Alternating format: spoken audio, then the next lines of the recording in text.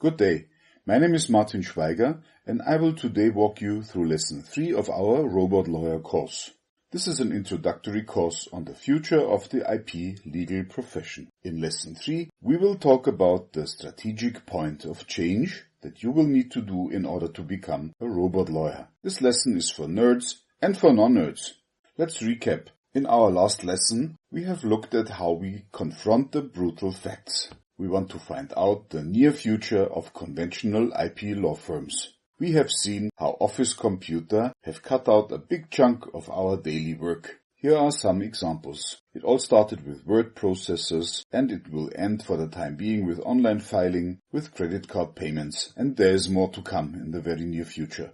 We have seen how IP service providers such as renewal fee providers come in and take out another chunk of our daily work. Then we have seen how freelancers have started to liaise directly with clients so that they can do their work themselves at the domestic IP office. We have seen how boilerplate, template contract service providers also come in to take out another chunk of our daily work. And this is the very near future for us domestic law firms and our clients. We have IP service providers who work with them. We have boilerplate contract service providers working with our clients. We have office computers that our clients can use as well. Then we have freelancers, and they all have taken out big chunks of our daily work. The wrong reaction would be, like Charlie Brown, I know that nobody likes me. This is really wrong and very destructive. The right reaction would be, let's look at Jim Collins' Good to Great. We apply the hedgehog concept to our business. Now what is the hedgehog concept? We find out what we are passionate about. That's very important. Then we find out of those things that we are passionate about, what can we be the best in the world at? And finally, of all these things, what drives our economic engine? And if we work constantly at the intersection point of these three principles, we are applying the Hedgehog Principle. Now let's look. Where does the hedgehog concept start? In the very first place, we must apply a very old principle. It's a Delphic maxim. It says, know thyself, or gnoti siau ton. It means, without knowing yourself and your strengths and your weaknesses, you will go nowhere. The question is only, we are a law firm, and who is you? Who is thyself? Let's look at the Bible, the letter to the Romans, chapter 12, verses 3 to 8. Just as each of us has one body with many members, and these members do not all have the same function, so in Christ we, though many, form one body, and each member belongs to all the others. This reminds us that we are a team. We have different gifts according to the grace given to each of us. If our gift is prophesying, then prophecy is in accordance with your faith. If it is serving, then serve. If it is teaching, then teach. If it is to encourage, then give encouragement. And if it is giving, then give generously. If it is to lead, do it diligently. If it is to show mercy, do it cheerfully. So we all have different strengths, and we should focus on what we can do best, not forgetting that we all belong together in order to achieve our goal. We want to apply the Hedgehog Principle. First, we need to find out something factual. At what can you be best in the world? Before you start thinking, equally important is what you cannot be the best in the world at. Because if you cannot be the best in the world at your core business, then your core business cannot form the basis of your hedgehog concept. This basic understanding goes far beyond a core competence. Having a core competency does not guarantee that you can be the best in the world at it. That is very, very important. Conversely, what you can be the best at might not even be something in which you are currently engaged, so you need to find out. Think carefully about this. The second aspect is subjective. What are you deeply passionate about? And the idea here is not to stimulate passion. The point is rather to discover what makes you passionate. Example, do not say, okay folks, let's get passionate about what we do. We must go the other way entirely. We should only do those things that we can get passionate about. And in order to make this clear, I would like to cite an example from the Jim Collins Good to Great book. He tells a story about Kimberly-Clark Executive, this paper company, how they made the shift to paper-based consumer products instead of B2B products because they could get more passionate about them. And one of the Kimberly-Clark executives put it like that. He said that the traditional paper products are okay, but they just don't have the charisma of a diaper. And now look at this. Please note, when I say you must take into account that there are 3 strategic personalities in every growing business.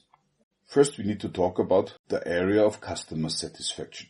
Our customer is happy when he gets what he was promised, for the price that he was promised, in the quality he was promised, and also in the delivery time that he was promised. At the intersection, we find the area of customer satisfaction.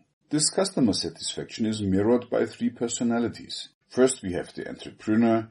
He's the salesperson who lives in the future, and he deals with selling in the first place. He would find the right price. Then we have the technician. The technician always wants to deliver a better quality. Of course, thereby exceeding the price that was agreed on and also the delivery time. Technicians usually are late with their delivery. Then we have the manager. The manager wants to deliver in time and especially for the price that was agreed upon and also in the agreed upon quality. These 3 personalities usually work against each other, and if you want to apply the Hedgehog Principle, all 3 of them must agree what is wanted. Take all these personalities along on your journey and don't leave anyone behind. Our third goal is factual. What drives our economic engine? We must discover a single driving denominator which has the greatest impact on our economics.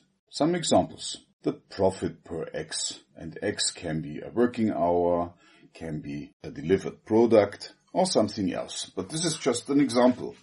Then the output per X could also be a driving denominator. Then the revenue per X could be a driving denominator. The savings per X, the new business per X, and so on.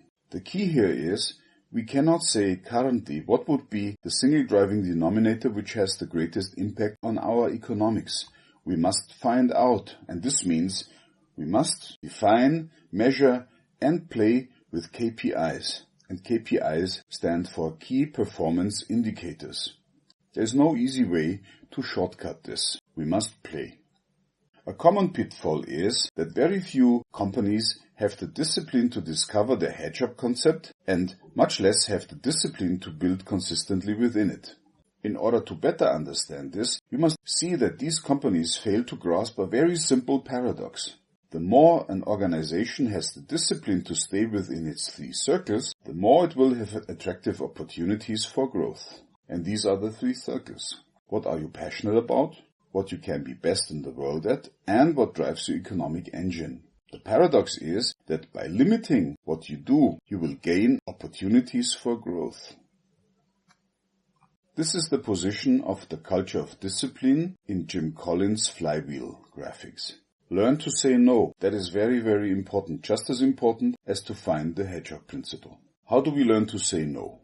It takes discipline to say no, thank you, to big opportunities. And this is important. Even if something is perceived as a once-in-a-lifetime opportunity, this is irrelevant if it doesn't fit within the 3 circles. Here, what are you passionate about? What you can be best in the world at, and what drives your economic engine, the Hedgehog Principle. How does this look like in practice? And what can we do about it? Check out the courses section on my webpage, www.iplawyertools.com. Please note, there's a membership, and all course fees there come with a 1-month, 100%, no question asked money back guarantee. My name is Martin Schweiger, and I have just walked you through lesson 3 of our Robot Lawyer course. Goodbye.